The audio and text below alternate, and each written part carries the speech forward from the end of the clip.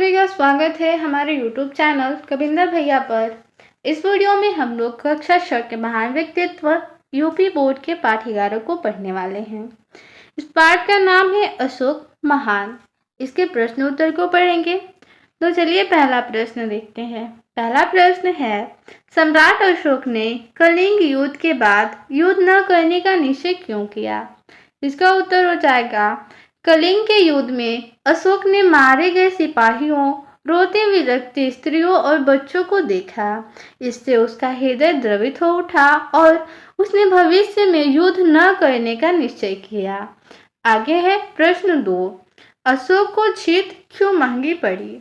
इसका उत्तर हो जाएगा, अशोक कलिंग की जनता पर अपना प्रशासन क्षमता का प्रभाव छोड़ना चाहता था, लेकिन विजय के पश्चात उसे केवल शवों के ढेर और पीड़ित अबलाओं, मासूमों, घायलों आदि का आर्तनाद मिला।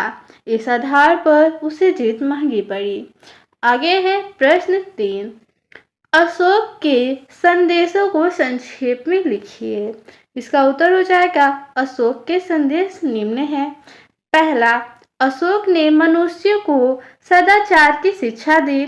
उसने प्रजा को प्रेम, मृदुलता एवं दयालुता के उपदेश दिए। दूसरा, पशुओं पर दया करो, पशु की हत्या कभी मत करो। तीसरा संदेश, अशोक ने अहिंसा एवं सत्य पर बल दिया। और चौथा संदेश था, मनुष्यों को बड़ों का आदर तथा छोटों पर दया करनी चाहिए और सभी धर्मों का सम्मान करना चाहिए।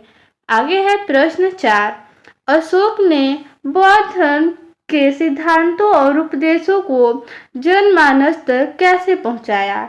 इसका उत्तर हो जाएगा, अशोक ने शिलालेखों, स्तंभ लेखों, स्तूपों, लाटों, प्रचारकों, प्रतिनिधियों आदि के द्वारा बौद्ध धर्म के सिद्धांत और उपदेश को जनमानस तक पहुंचाया। आगे है प्रश्न 5, अशोक को युग पुरुष कहना क्यों उचित है?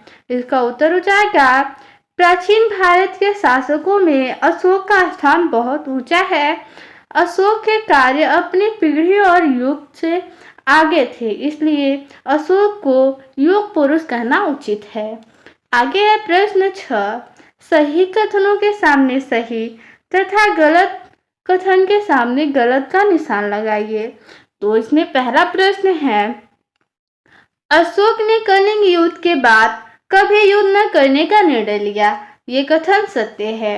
आगे है ख, अशोक बौद्ध थे, वे सभी धर्मों का आदर नहीं करते थे। ये कथन गलत हो जाएगा। आगे है प्रश्न ग, अशोक ने सिंहल द्वीप, चीन, जापान आदि देशों में प्रचारक भेजे थे। ये कथन सही है। ग है इसमें प्रश्न कि हमारे राष्ट्रीय ध्वज के मध्य का चक्र सारनाथ के अशोक स्तंभ से लिया गया है।